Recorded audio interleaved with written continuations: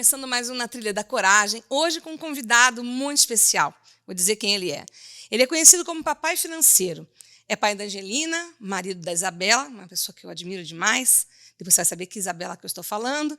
É mestre pela FGV, é head de educação financeira da XP, é educador financeiro da Rico, é colunista da Infomoney e também do Vida Simples.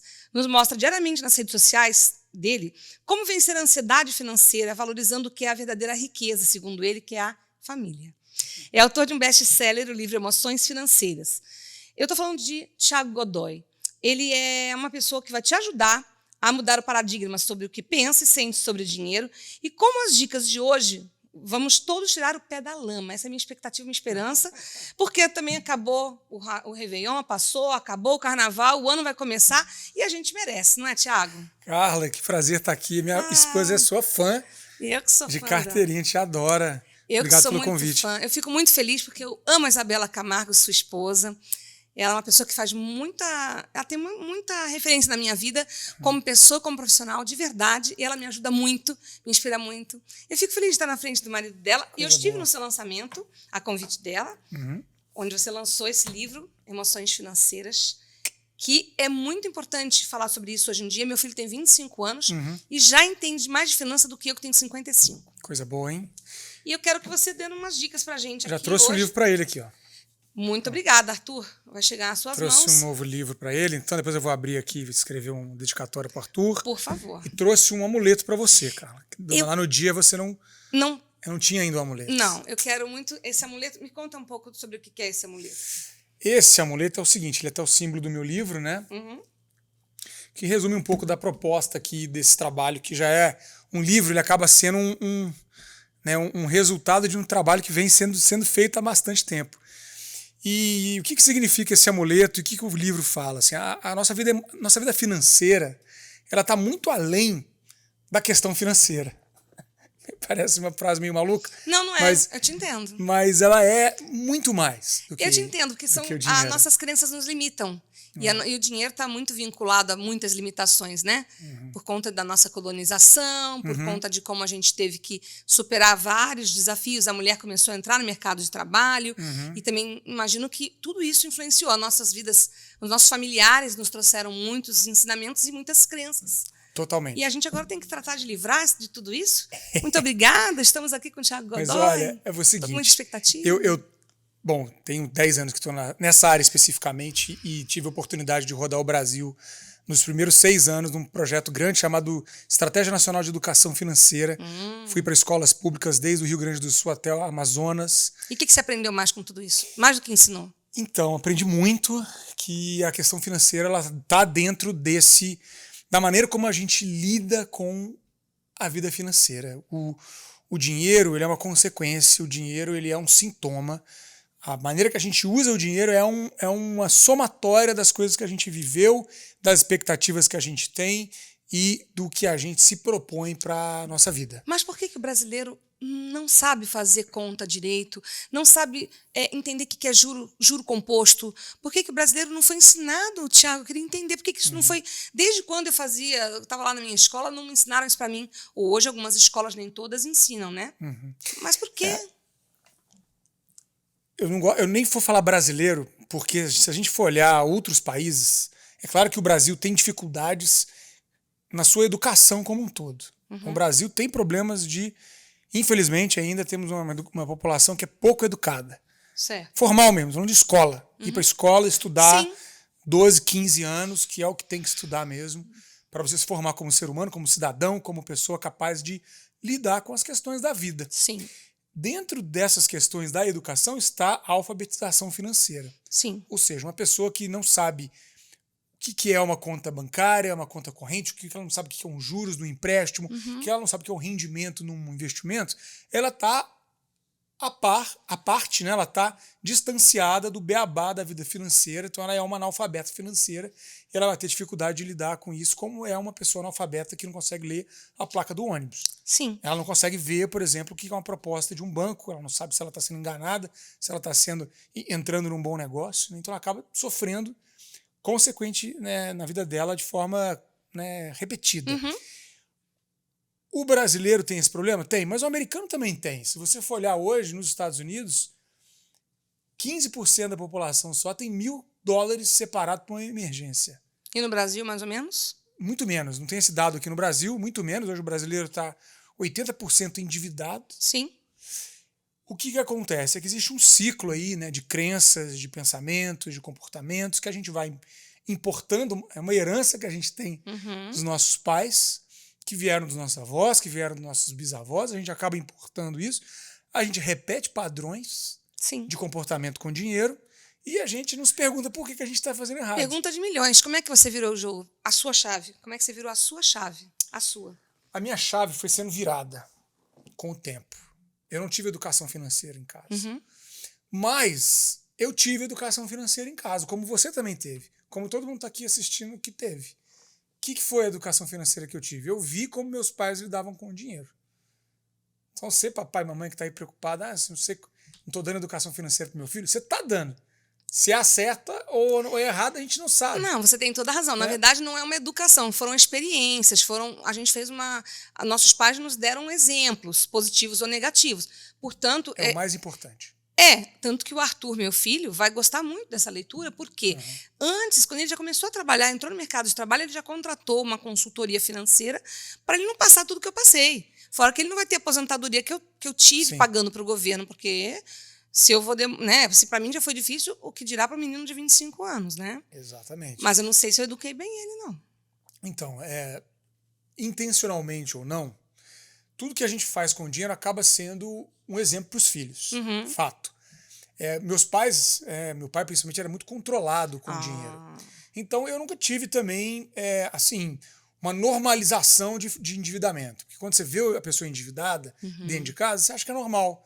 A dívida é normal, minha família sempre teve dívida. Minha casa não foi assim. Então, isso já foi uma primeira etapa da minha educação financeira. Uma coisa bacana. Mas eu me endividei. Quando eu estava começando minha vida profissional, entrei no cheque especial lá, rotativo, e fiquei 1 ano privado de tudo que eu queria. Mas agora a resposta de milhões. E como virar a chave? Então, a gente tem que entender o que a gente quer para a nossa vida. Então, uma palavra muito boa é o autoconhecimento, que parece que é uma coisa mística, mas é muito real. O que é o autoconhecimento? É o que eu quero construir. A gente vai desenvolvendo essa visão do que a gente quer construir na vida. Não é uma coisa que aparece de um dia para o outro. Que você vai, de repente, falar, nossa, agora eu sei o que eu quero para minha vida. Você vai construindo um modelo do que você quer para a tua vida. E quando você tem mais clareza sobre o que você quer para a tua vida, você tem mais condições de colocar esses objetivos como meta de vida para o que você quer conquistar. Hoje, como que você educa a Angelina, que tem quantos anos? 2 anos e meio. Você já deve estar educando ela, obviamente, porque você já está criando coisas que vão para a mente dela, de como lidar com dinheiro. Ela fala, quero tal coisa. Você diz não? Depende. Eu digo, assim, depende muito do contexto. Ela é muito pequena ainda, Sim. né? Então, uma criança... Mas ela é muito inteligente, que eu acompanho. Ela é muito inteligente. Até os 3 anos de idade, ela tem um conhecimento ainda muito limitado sobre o que é o mundo. Depois, né, ela vai entrar numa fase agora que ela já começa a entender com mais clareza como é que funciona o processo de troca. É o que eu ensino, é o que uma criança precisa aprender, principalmente no começo, é o processo de espera, troca, do isso por isso e do hoje pelo amanhã.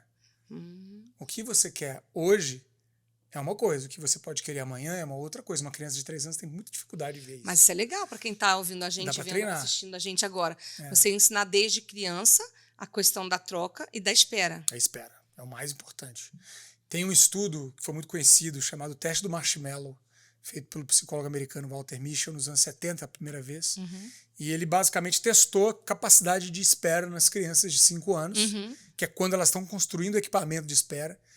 E foi muito interessante porque as crianças que conseguiram esperar, né, eles colocavam lá, o teste era o seguinte, colocavam um marshmallow na mesa e falavam assim, esse marshmallow é seu. Se você esperar eu voltar, eu vou sair daquela sala, vou sair dessa sala, se você esperar eu voltar. É muito engraçado assistir, né? É muito engraçado. Uns ficam lá desesperados, outros conseguem, né? Se você esperar, você recebe outro. Então, testa a criança. Poxa, eu posso comer agora, mas se eu esperar para comer depois, eu posso ganhar um outro marshmallow. Eu tenho 2 em vez de 1. E aí ele mediu isso e o mais interessante é que ele acompanhou essas crianças durante 40 anos e viu que as crianças que esperavam, na média, tinham melhores resultados na vida. Quer dizer que saber esperar, que é uma coisa treinável, tem da personalidade também, mas dá para você treinar uma criança a aprender a esperar, a recompensa pode ser determinante para o resultado da vida dela na escola, no trabalho, nos relacionamentos, capacidade de espera. A sua formação, qual que é exatamente? Conta pra gente, porque você também tem toda uma, não só a parte técnica da parte financeira, mas você também se aprimorou na questão do desenvolvimento humano, pelo que eu percebo, Sim, né? sim. Minha formação primeira é em administração e eu, logo no início da minha carreira, fui trabalhar com projetos de educação, captação de recursos, desenvolvimento de parcerias.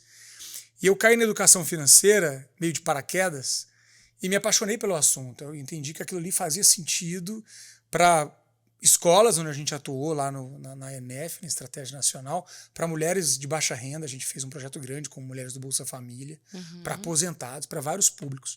Então, como funcionava com essas pessoas, eu quis entender um pouco mais sobre esse assunto e fui fazer uma nova formação, fiz um mestrado e estudei 400 pessoas endividadas. Né? Na FGV, né? Na FGV. E aí me conta o que você aprendeu com essas 400 pessoas. Basicamente é o seguinte, por que, Carla, tem uma família que tem uma renda de 10 e essa família consegue pagar as contas, consegue poupar, consegue investir para o futuro, consegue pagar a faculdade dos filhos, consegue se organizar, e a outra família que tem 10, a mesma renda, não consegue. Por quê? Por quê? Eu quero saber. Essa é a pergunta Todo mundo quer saber. Não é, Rafa? Essa é a pergunta da minha pesquisa de mestrado. Isso, e basicamente é uma série de coisas, não é uma coisa só, né? É óbvio. Mas basicamente é o seguinte. O quanto que você teve de referência financeira positiva na tua vida, primeira coisa. O quanto que você viveu experiências significativas que você conseguiu dar a volta por cima. Ou seja, você pode ter vivido um contexto legal, ter tido um problema financeiro. E aquilo ali você soube lidar com aquilo e dar a volta por cima e se organizar. Você pode ter vivido um contexto de muita escassez, de muito problema, e isso é tão normal que você repete esse padrão para a tua vida. Sim. Isso é tipo o modus operandi da tua vida financeira é repetir aquele padrão que você via na tua mãe e no teu pai.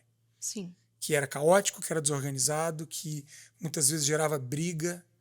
E uma criança, ela na psicologia do dinheiro, que eu estudo bastante, é chamada de trauma financeiro, né?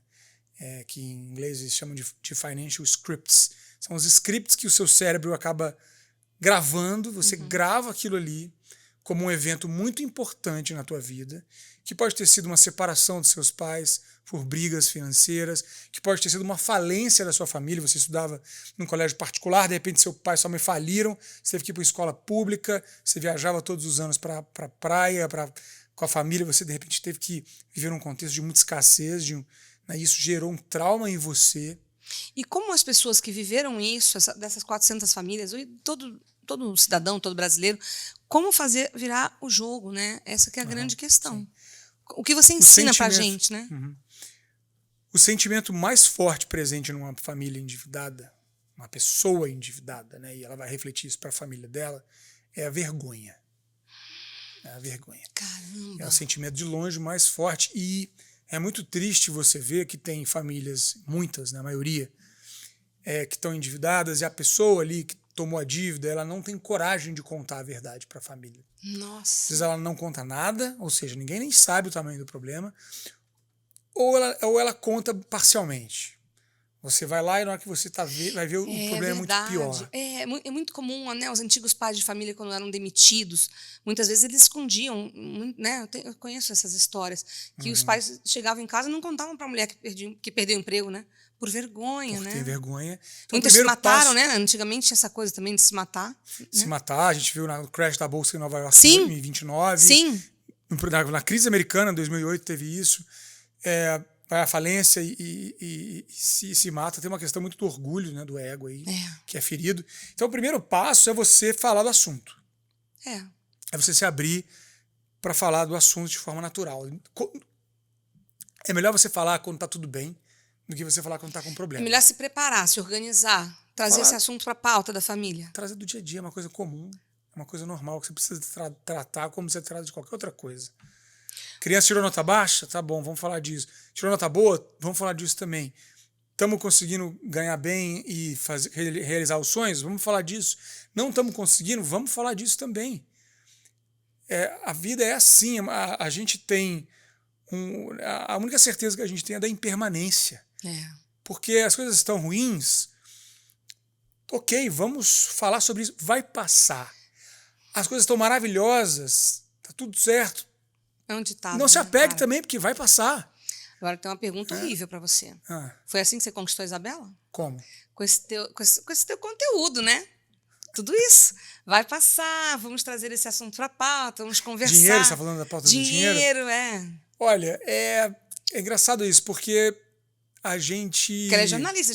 Jornalista não sabe lidar com dinheiro. A Isabela, quando a gente se conheceu, ela tinha conseguido quitar um apartamento, tinha comprado um apartamento, mas não tinha nada investido. Ela pegava o dinheiro assim, ela era jornalista com um salário fixo, né? Sim. E depois ela tinha os eventos que ela fazia, mestre cerimônias, né? E tal, nessa época, principalmente mestre cerimônias, que ela ganhava um valor até bem significativo, grande relativo ao salário, e aquilo ali era o dinheiro extra dela. Então eu lembro que ela pagava as contas dela lá com o salário, vinha uma bolada aí de um evento, ela comprava uma bolsa, comprava um negócio, ou trocava de carro, né? Esse tipo de coisa. É péssimo dizer isso, mas é normal para muita gente. É super normal para ela, inclusive. Sim. Agora, hoje ela tem outra visão. Eu vejo ela falando, inclusive, eu já vi bastante falando, nas suas redes também, né? Essa coisa de quando vocês decidiram comprar um outro apartamento, que ela optou por tirar dinheiro investido, ela falou, mas Thiago, tá rendendo bem, o que você falou para ela? Então, a gente tem que optar, assim, no caso do apartamento era uma oportunidade. Então, render bem é relativo, né? Relativo a quê? Uma oportunidade de comprar um apartamento de um valor mais baixo do que ele tem no mercado, numa região que tem potencial de valorização. Você faz uma conta, você vê que, poxa, realmente, eu não gosto de frases feitas, sabe, cara? Assim, comprar ou alugar.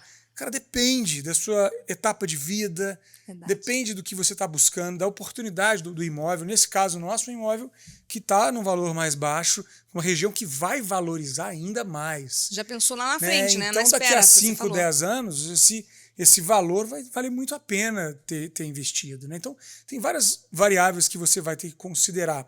O fato é que não existe uma coisa pronta. Existe você entender o seu raio-x financeiro, como é que está a tua vida financeira hoje, para onde você quer ir, que tipo de coisa você tem que fazer para poder ajustar né, essa rota e fazer o certo, sair do ciclo ganha-gasta, ganha-gasta, ganha-gasta e direcionar a tua vida para, né, uma coisa positiva. E não o contrário, que é viver na dívida. Eu estava falando lá dos endividados. Tem algumas histórias aqui no meu livro. Uma delas é de um casal de médicos que viveu esse exemplo que eu falo da vergonha e do assim, acho que até da arrogância, eu diria, assim, no caso desse, né, casal ali. Eles estavam super endividados e ele não falava com clareza qual que era a dívida, porque ele pegou 3 empréstimos, foi se enrolando, não mudou o padrão de vida, tinham mais de 100 mil reais de renda e estavam devendo IPTU do apartamento que eles estavam começando a financiar, tinha 5 anos estavam pagando esse imóvel. Então, assim, todo enrolado, devendo tudo, mas gastava 3 mil reais de lavanderia. Nossa, que beleza. Gastava 2 mil reais no churrasco. Para ninguém perceber, na parte tinha social. 2 carros importados, tinha uma moto, não sei de quantos mil reais. E aí, assim, era tanta coisa que eles gastavam que eu comecei até a fazer umas piadas, assim, né? No caso, eu lembro que eles estavam ali, eles pagavam 5, 6, 7 mil reais todo mês de dízimo. Ofertavam, né? E aí eu disse assim, todo brincando, né? Mas porque era tanta coisa que estava fora do que eles deveriam fazer, que eu falei assim, gente, eu respeito a fé de vocês e Deus é maravilhoso, mas é melhor vocês ficarem devendo Deus um pouquinho do que ficar devendo a Prefeitura de São Paulo. Porque a Prefeitura vai cobrar esse IPTU e se vocês não pagarem, vocês vão perder o imóvel. Deus perdoa, a Prefeitura de São Paulo não vai perdoar. E eles? Aí eles ficaram sim, do tipo, não, chocados. Isso de jeito nenhum, porque eu falei, não é uma questão, eu tô fazendo uma brincadeira aqui, mas se você não olhar para isso, você vai estar em tantas crenças que vão te prejudicar, que você está achando que está fazendo bem, mas você está entrando num buraco, e ele estava entrando, porque ela estava desesperada, porque ela ia se separar dele.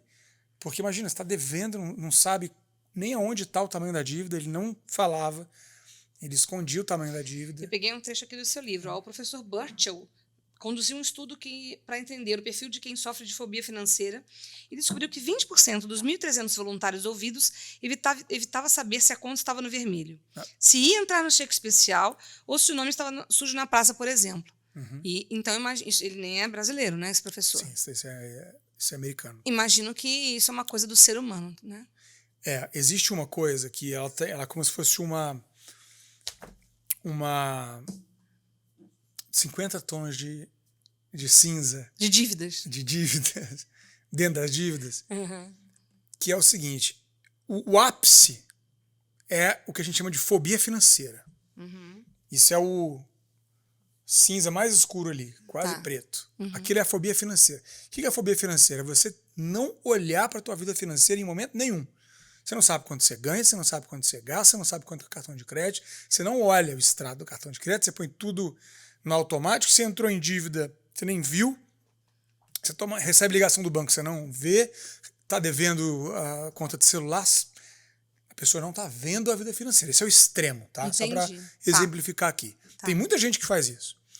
Agora, tem muito mais gente que vive as outras escalas de cinza dentro das dívidas, que é, eu sei que eu estou devendo, não sei direito quanto, ou sei direito quanto, mas não entendo qual, por exemplo, tem a taxa de juros mais cara.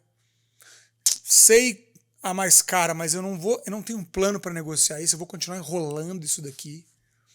Ou, nem estou endividado, mas eu gasto, ganho, não sei para onde vai o meu dinheiro. O que eu mais recebo de gente pedindo mentoria para mim é assim, ó, eu ganho bem, muita gente fala assim, eu ganho 10 mil, 20 mil, 30 mil, 50 mil, 100 mil.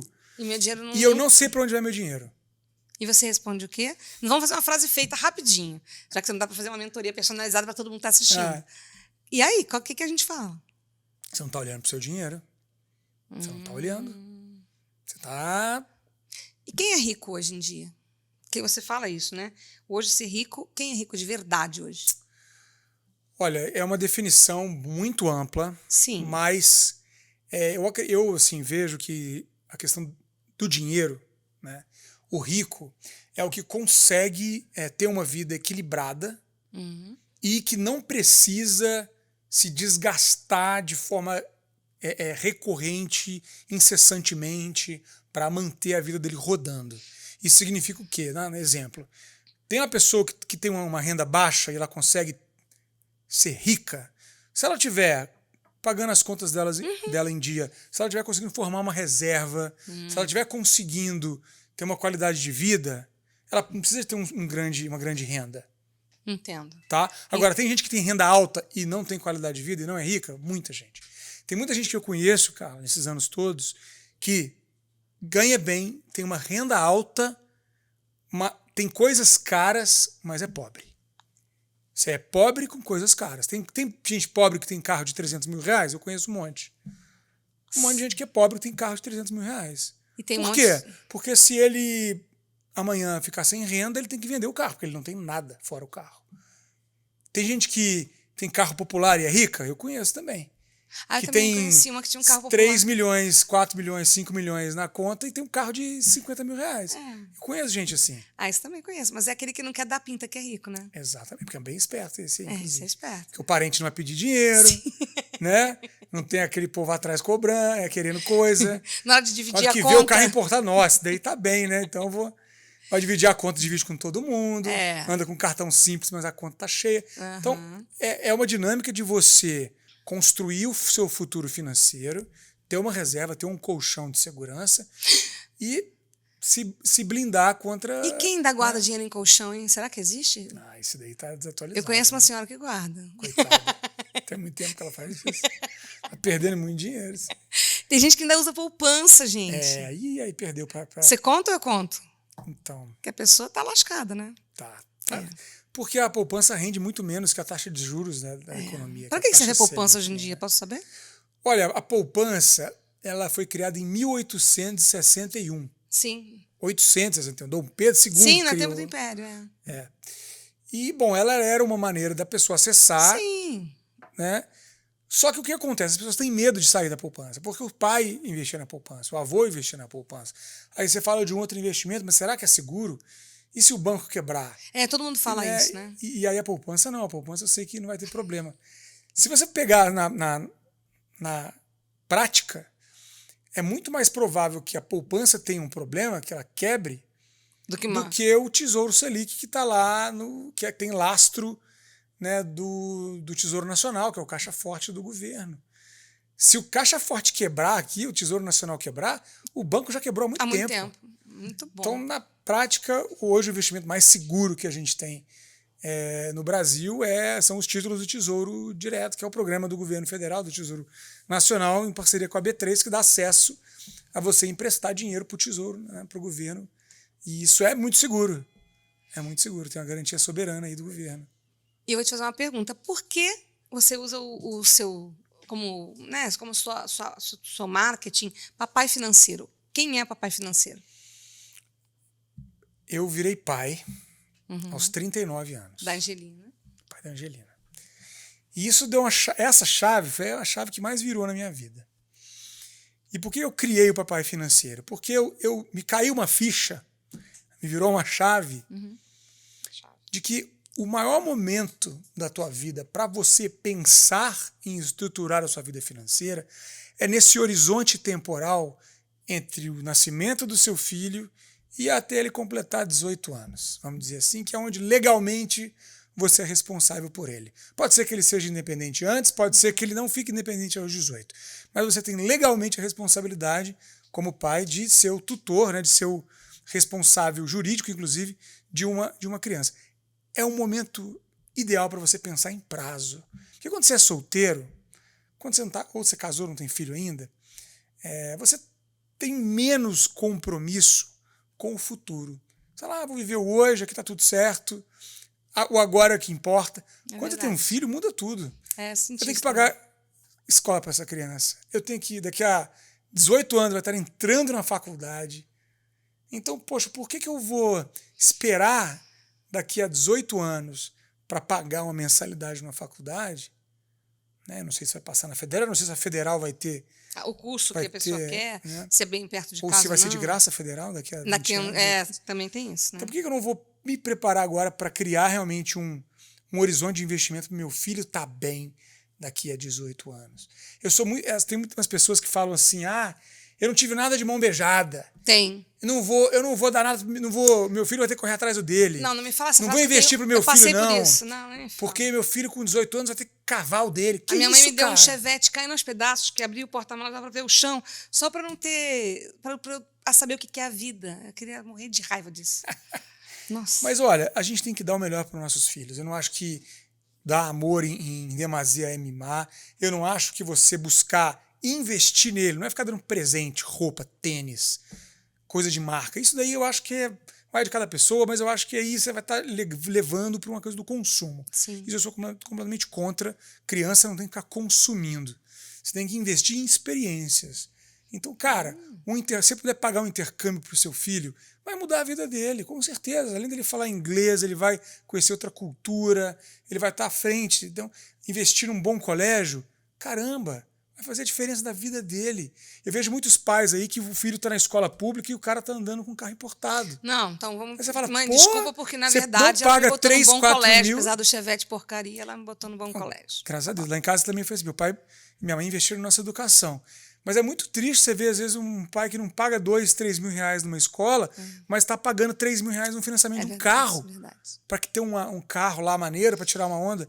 Cara, é muito, muito triste, né? Porque essa criança não vai ter a qualidade de vida, de emprego. Não adianta hipocrisia. Mas tem escola pública boa? Tem. Tem gente que estuda em escola pública e consegue vencer na vida? Com certeza, muita gente. Agora, não dá para comparar uma criança que vai para uma escola particular boa com uma criança que vai para a escola pública. Na média, ela vai ter uma vida profissional melhor, vai para uma faculdade melhor, vai passar no vestibular melhor, né? Vai ter relacionamentos melhores. Então, invista nos seus filhos, invista na escola dos seus filhos. Se você puder investir em poupar para uma faculdade boa, hoje você pode fazer isso agora. O próprio Tesouro Direto lançou um produto novo que é o Tesouro Educa Mais. Você coloca lá R$100, R$200 por mês. Daqui a 15 anos, quando seu filho for fazer faculdade, você recebe uma renda passiva durante 5 anos para pagar a faculdade, as despesas desse jovem na faculdade. Você garante que ele vai fazer uma faculdade. Isso é um presente maior do que qualquer coisa. Sim. Eu tenho uma pergunta, Thiago, para você, pessoa física. O que é ter coragem? O que é coragem para você? Coragem é você seguir o seu instinto. É seguir é o que te chama aqui no coração. Sim. Eu acho que a gente pensa muito, racionaliza muito. Eu sou assim, racionalizo muito. Tento calcular todas as variáveis, mas no fundo eu sei o que meu coração está dizendo.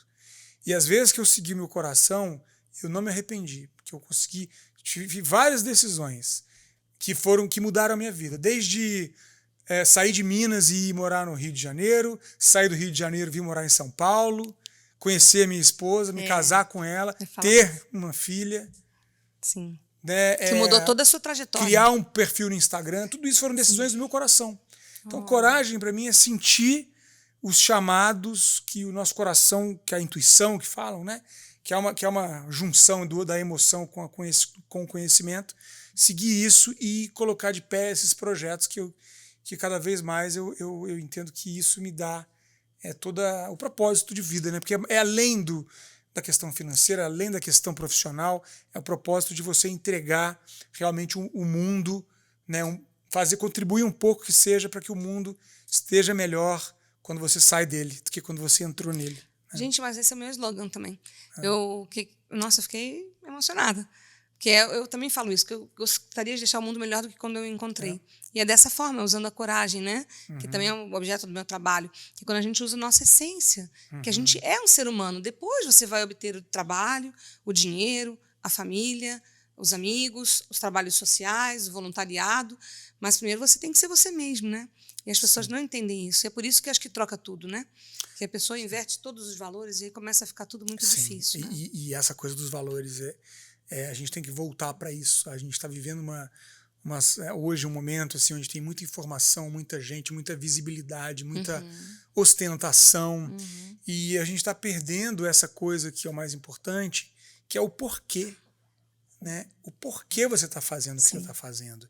Cara, não é para você ter o carro mais caro ou ir para a viagem da moda. Isso daí, né, isso tem um tempo de duração. Você não vai manter isso como algo significativo na tua vida. A psicologia financeira estuda isso. Existe uma coisa que eu menciono aqui no livro chamada esteira hedônica.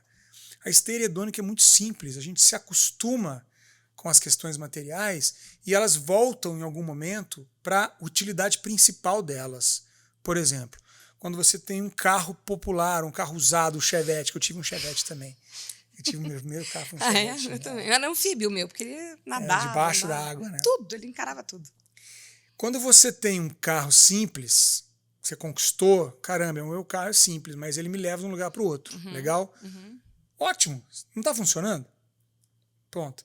Quando você consegue um carro melhor, você no começo fala, nossa, esse carro é muito melhor. Né? Aqui agora tem o câmbio automático, né? Tem o volante, ele não tem que ficar remando. Né? Primeiro carro você suava, era até uma malhação. Não faz barulho né? nenhum, né? Você se acostuma com tudo isso. Sim. Passa um tempo, o carro volta a ser apenas um meio de transporte. Verdade. É lógico que é bom ter coisas boas, mas a gente tem que parar de dar tanto foco a isso, porque no fundo é tempo de vida que a gente acaba gastando em se preocupar com essas coisas. Eu tenho muito cuidado em subir padrão de vida, porque é muito difícil regredir, né? É muito complicado você dar um passo para trás. Emocionalmente, né? Sempre, muito. Então é bom você ter um pouco de conservadorismo nisso, assim, você realmente não ficar se deslumbrando com as coisas e realmente focar no que funciona para você, o que é importante para você, o que mais. E aí está o valor. Os valores de experiência com a família, de você ter um bom momento com a sua família, de você investir em bons momentos com a sua família, de você estar com as pessoas que você ama, de você ter tempo de estar com as pessoas que você ama. Tem gente que corre desesperadamente atrás de dinheiro e não curte nada disso, né? E às vezes você viveu numa questão de escassez e você ficou agora obcecado em ter uma vida mais confortável, mas se você tiver que abrir mão dos melhores anos da sua vida, que é quando os seus filhos estão crianças, estão desenvolvendo, você está abrindo mão da parte mais importante da tua vida. E a Da vida gente deles não também, volta, né? Da vida deles também, não volta.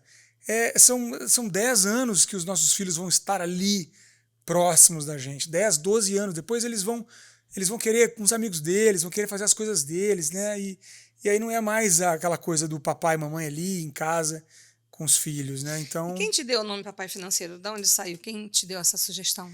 Então, Achou eu maravilhoso. tava buscando um nome pro Instagram na época eu falava mais ainda de psicologia do dinheiro. O meu nome era Psi Financeiro. Ah, eu lembro. Psi Financeiro, lembra? Eu lembro. Nossa, lembro mesmo. tem Muito tempo, né? uns 3 anos. Sim, lembro mesmo. E aí eu não tinha nenhum seguidor, né? Então era você, Isabela e tinha meus pais, né? Uhum. E aí eu falava de psicologia, mas eu não sou psicólogo, então eu tinha receio de, sei lá, Invadir o uma outra conselho área. e vai o conselho federal de psicologia vem atrás de mim, me dá uma multa, sei lá, Sei lá, né? porque eu tava falando de psicologia. Aí eu queria mudar e eu não encontrava nada que gostasse e tal. E aí a Isabela mandou para mim o perfil do Pianjas. Eu sei. A Angelina não tinha nascido ainda. Ela mandou o Pianjas para mim. Eu falei, caraca, que legal, o cara fala de paternidade. Ele fez muitos TEDs, como você já fez 2, né? Muito legal, eu fiz 2. É, ele já. Eu lembro dele. O Pianjas fala daquela maneira assim, né? Super emotivo e super contundente, sabe? Sobre paternidade. E eu falei, cara, isso é muito legal.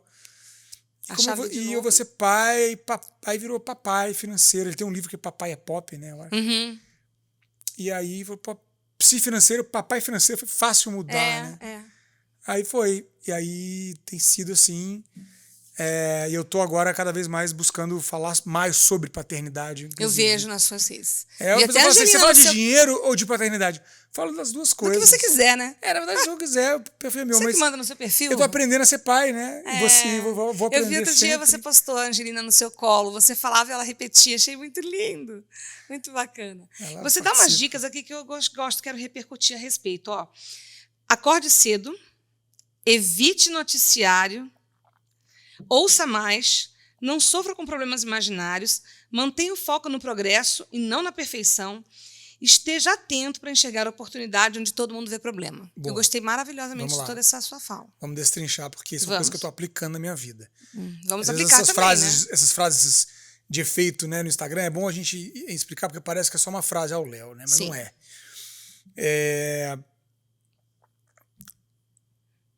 Notícia. Né? Primeira coisa foi notícia? Não, a primeira coisa foi... Acorde cedo. Perfeito. Cedo quanto que é cedo? Eu mesmo acordar cedo quando minha filha nasceu, né? Quanto 5 que é da cedo? manhã. Não, eu acordo, na verdade, 6 horas da manhã. O que a gente faz? Bom, é uma construção. Sim. A Isabela teve um burnout.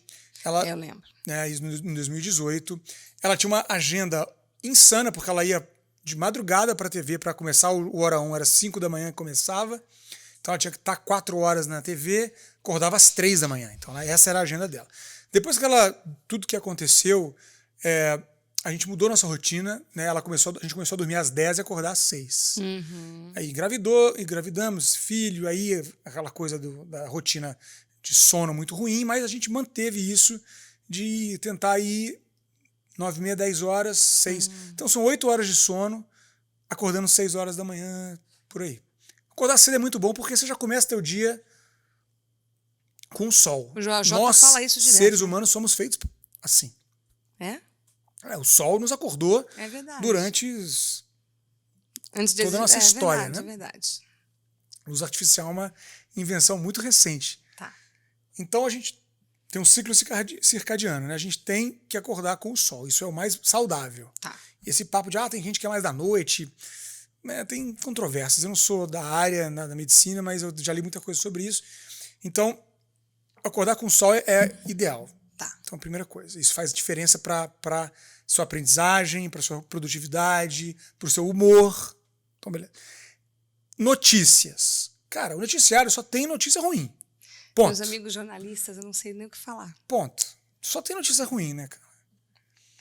E assim, eu vejo algumas coisas de economia, eu coloco às vezes em canais mais voltados à economia, mas mesmo assim, eu passo o olho ali para questões que é da minha área, da economia, mas eu tento me afetar o mínimo em relação a questões políticas, questões do que está acontecendo, e é guerra e aquilo tudo.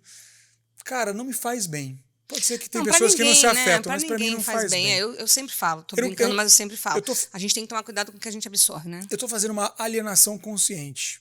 Eu estou me distanciando dessas notícias negativas que eu sei que vão continuar acontecendo para poder me conectar ao que importa. A ler, porque tudo é tempo, né? Todo mundo tem o mesmo tempo para usar. Eu tenho usado meu tempo para ler sobre parentalidade, ler sobre psicologia, ler sobre neurociência, sobre as questões financeiras que eu também faço. Então eu não quero me afetar com o dia a dia do mundo. Usar seu HD para HD para coisas boas e positivas, e faz diferença quando você pensa positivo nas coisas. Sabe, eu sei que o mundo está cheio de coisas ruins acontecendo, mas no meu dia a dia eu posso transformar ele em algo positivo. Eu posso transformar meu jeito de falar, meu jeito de me portar todo dia nesse desenvolvimento diário no positivo. Eu posso focar no negativo e posso focar no positivo. Né? Você pode enxergar sempre o lado ruim em tudo. Então, eu treino isso me afastando das notícias ruins. Tá. Qual foi a outra coisa? Ouça mais. Ouça mais. A gente tem 2 ouvidos e uma boca, né? Sim. Então, Deus fez a gente para ouvir mais e falar menos. Eu tô falando um monte aqui porque eu tô aqui para falar sobre podcast, Sim, a gente veio né? para aprender com você. Mas eu tento Você é mais mineirinho.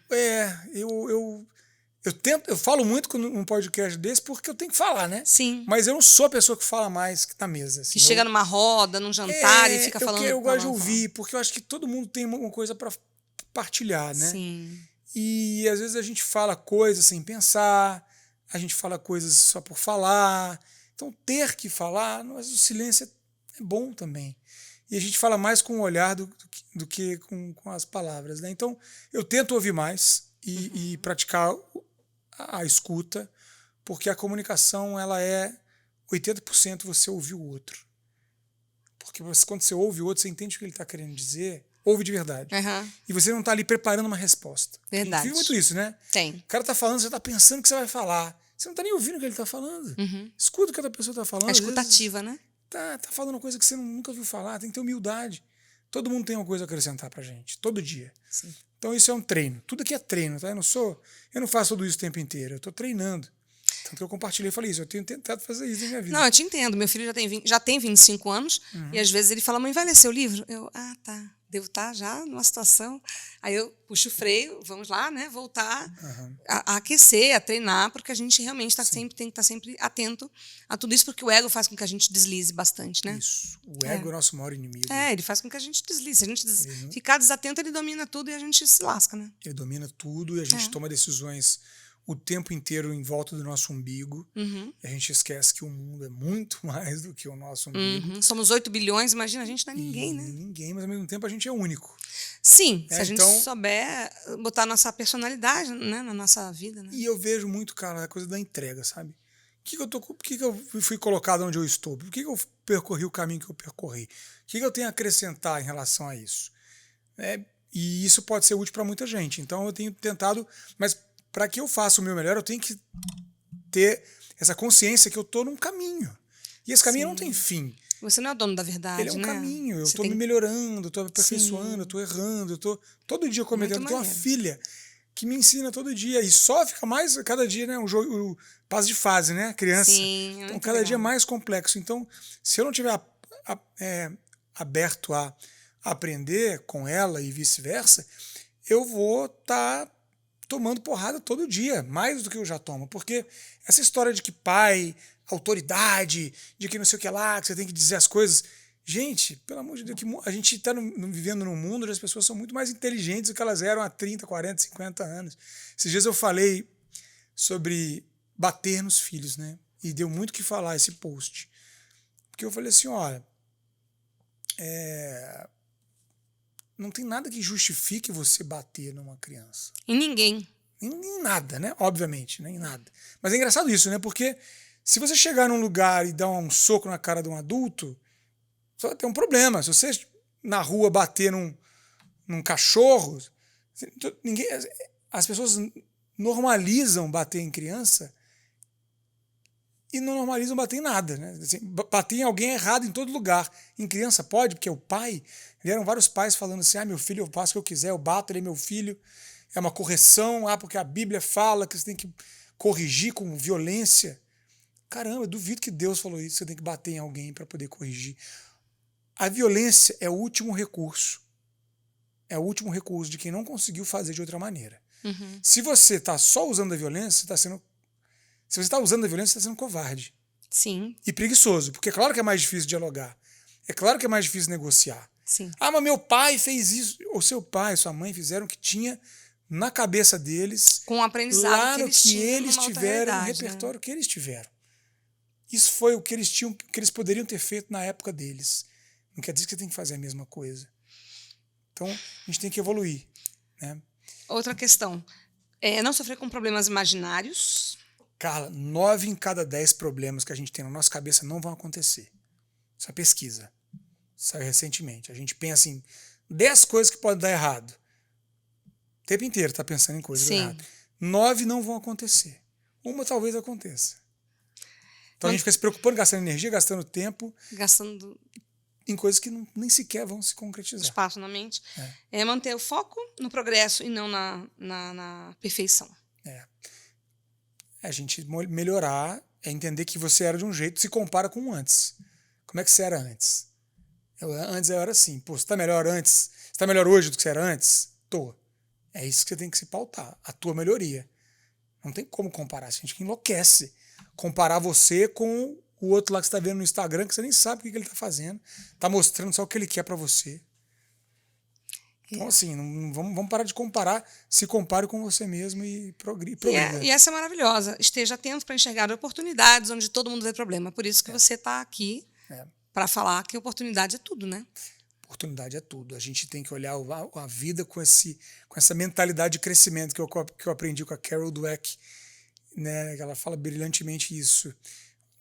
Você tem duas formas de encarar a vida. Ou você vai olhar para as coisas como uma mentalidade fixa, ou seja, aquela pessoa ali que está naquele lugar, que conseguiu aquilo, ela tem talento, ela nasceu assim, o pai dela é milionário, ou ela tem sorte.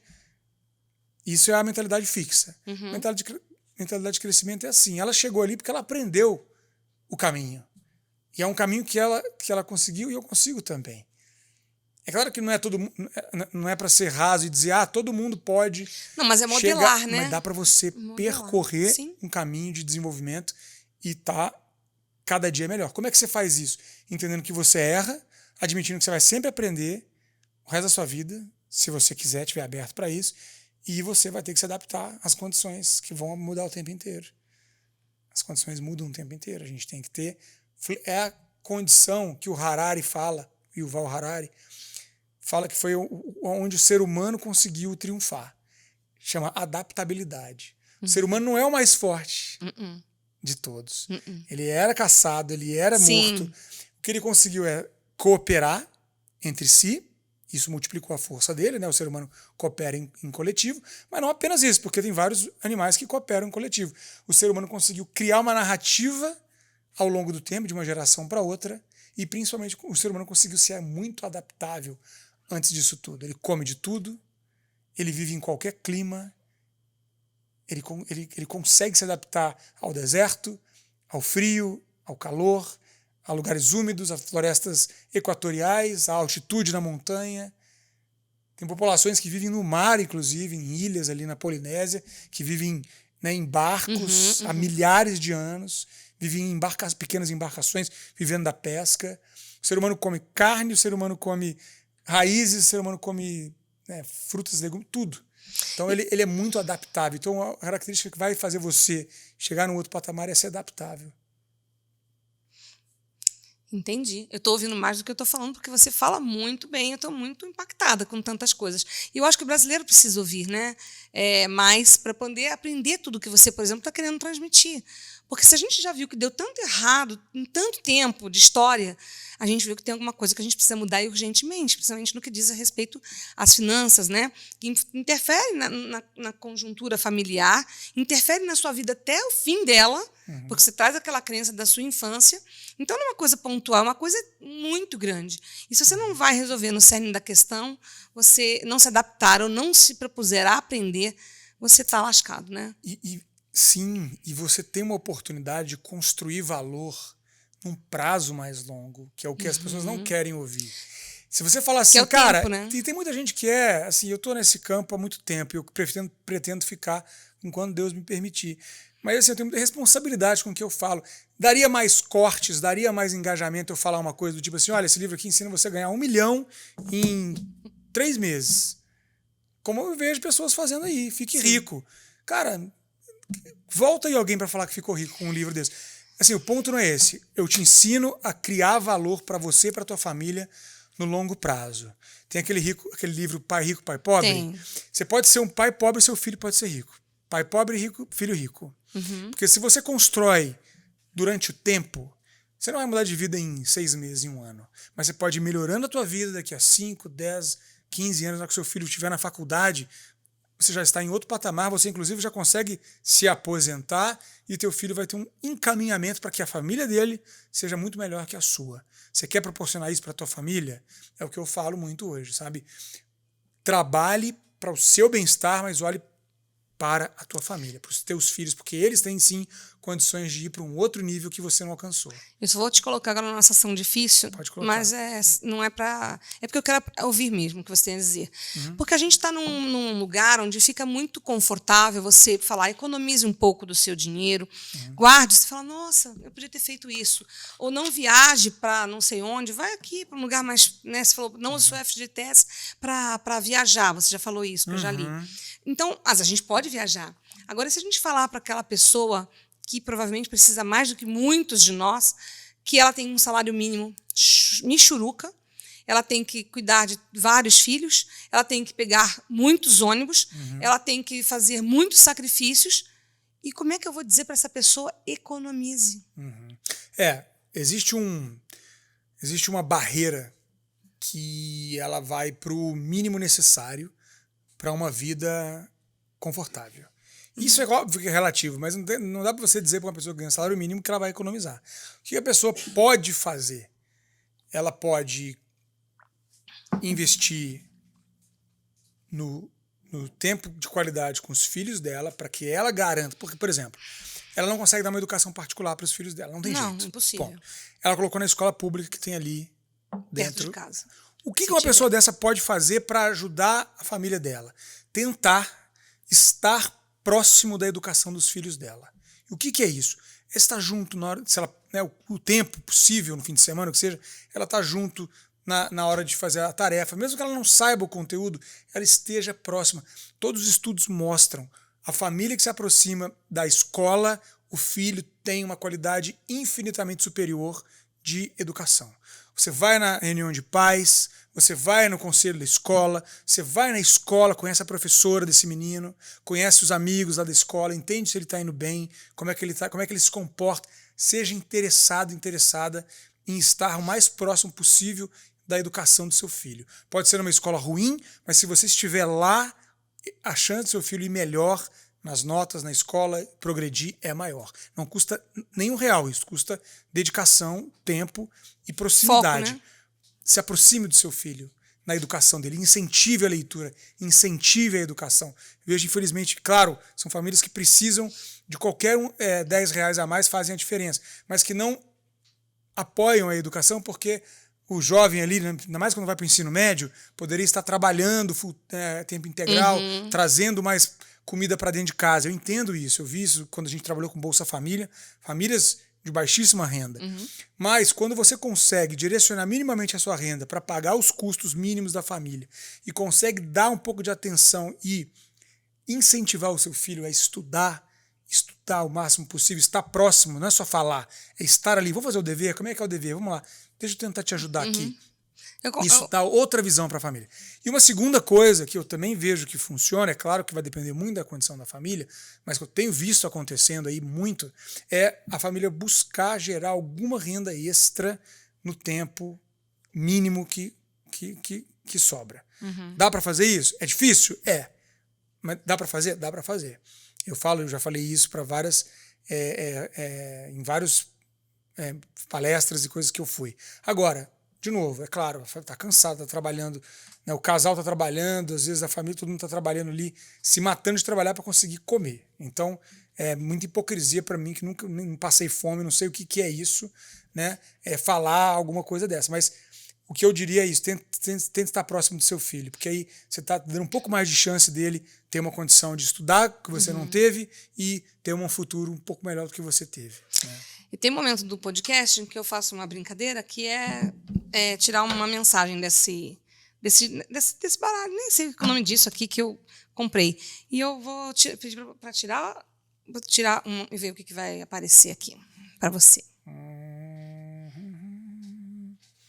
Vou meu feeling aqui, essa aqui, ó. Nossa!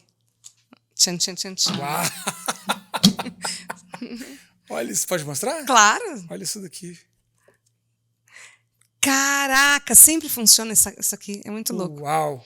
Que legal! Eu tenho a tatuagem que saiu aqui, gente. Vocês não estão vendo? Tá dando pra ver? Mas assim, ela tem o fluxo dentro do DNA aqui. Eu tirei aleatoriamente essa carta, eu não fazia ideia. Não, mas sempre vem com sincronicidade. Eu tenho a tatuagem na minha pele. Vamos ler? Uau! Quer ler? Lê. Emocionei aqui. É. Uma planta sem raízes fortes não resiste à intempérie.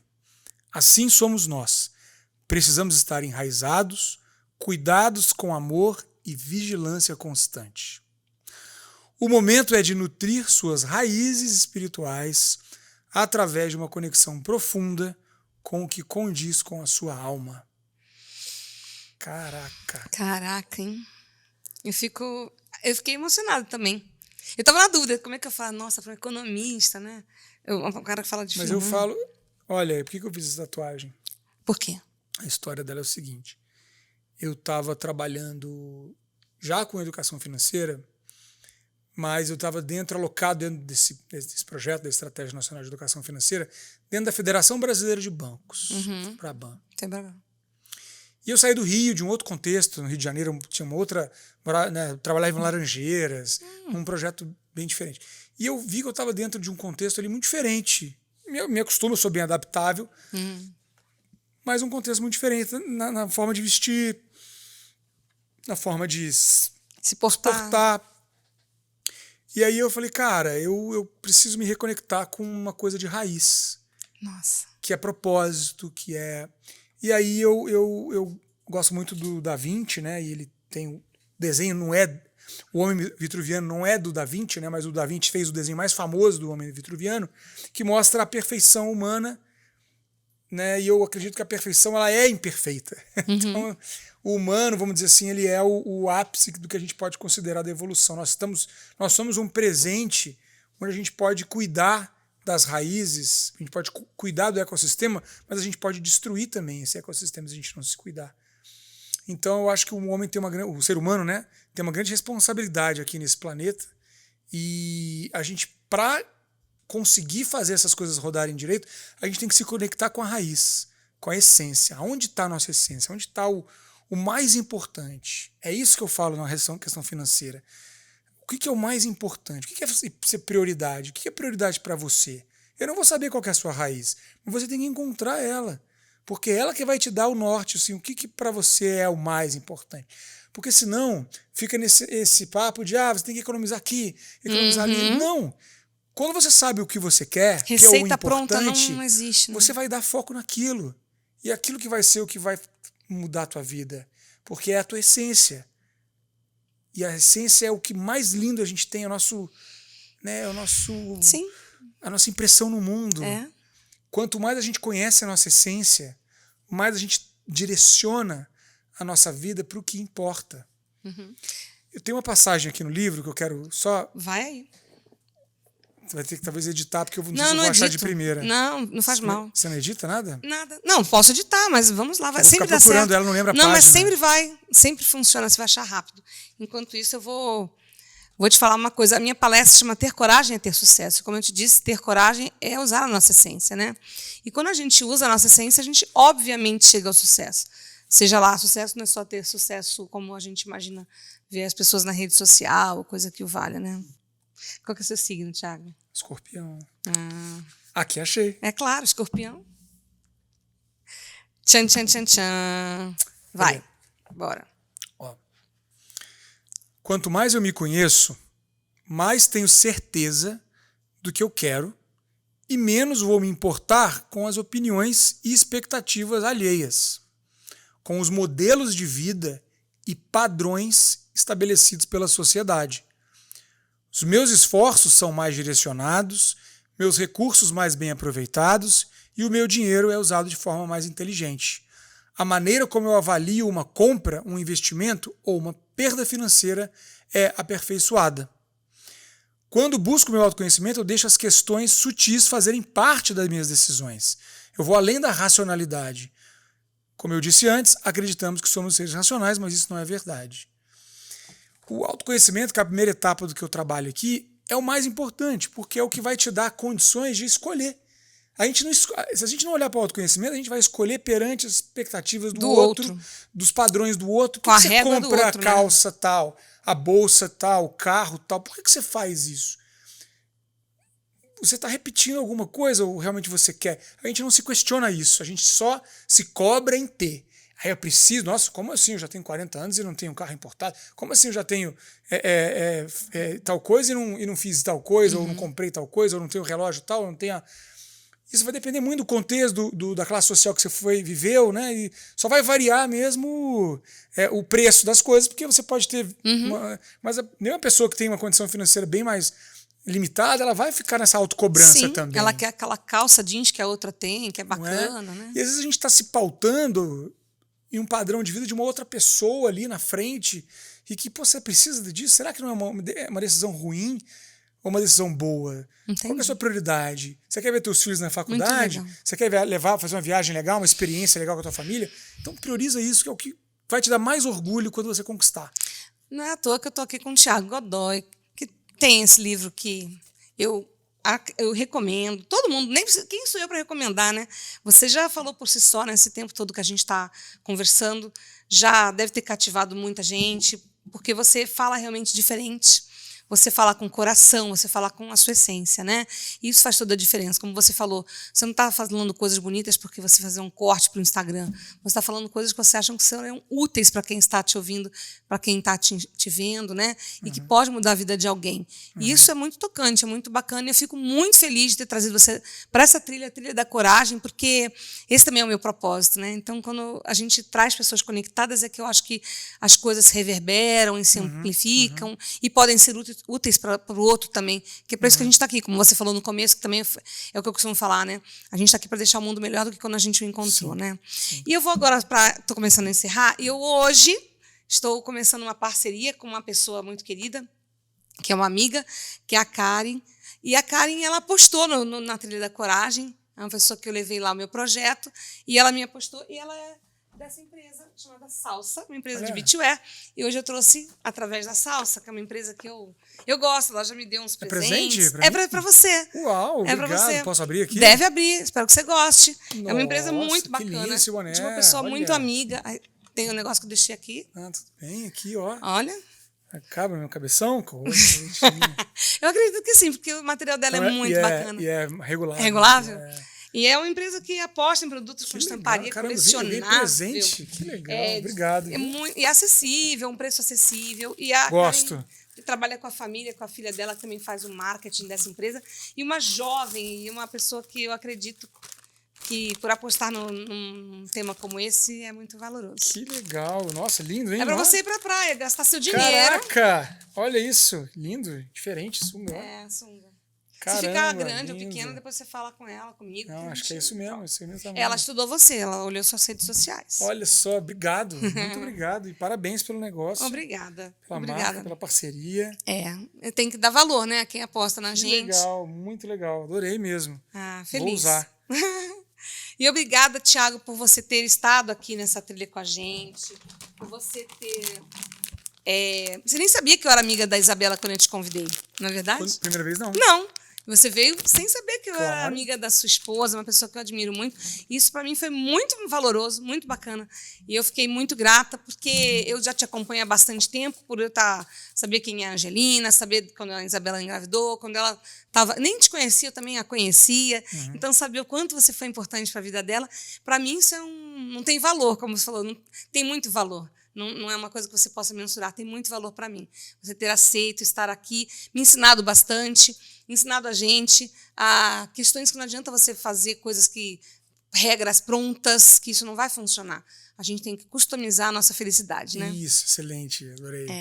Então, vamos lá. Customizar a nossa felicidade. Obrigado, viu? Obrigado pelo convite. Adorei participar aqui e me conectar com você. Isso foi incrível. Mais uma prova de que a gente tem que caminhar. A gente dá o passo, que Deus dá o chão, que fala, né? A gente tem que ter essa coragem de dar o passo.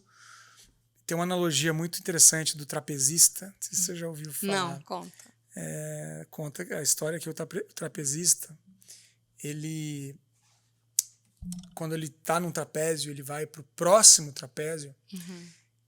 Por mais que ele tenha treinado aquilo, ele vai ficar durante um 1/10 de segundo no vazio, que é o espaço de quando ele solta o trapézio antigo e ele pega o trapézio novo. Então ele tem esse vazio, esse desconhecido, essa incerteza sobre o próximo trapézio. Ele pode estar vendo vir o trapézio, mas ele vai ter que largar. Então, para ele conseguir passar para o próximo trapézio, ele precisa abandonar o antigo e viver nesse espaço de tempo, num vazio, numa incerteza. E a coragem, para mim, é isso. É a gente olhar para o próximo trapézio, que a gente vai ter muitos trapézios na vida, e a gente ter essa coragem de largar e esse trapézio antigo podem ser as crenças, as coisas ruins, os medos, as frustrações, as inseguranças, as frustrações, as questões, os problemas, o passado, tudo isso, e a gente ter a coragem de soltar isso, viver um pouco esse vazio e encarar o próximo trapézio, porque com certeza esse próximo trapézio vai ser uma nova etapa de muita transformação. E que seja para mim, e que seja para você e para todo mundo nesse novo ano que começa, e que todo mundo consiga mudar a expectativa financeira para sua vida, sabendo que não é só dinheiro, né? Sim. É o que eu desejo. Exato. Muito obrigada. Obrigado, eu que agradeço. Foi maravilhoso.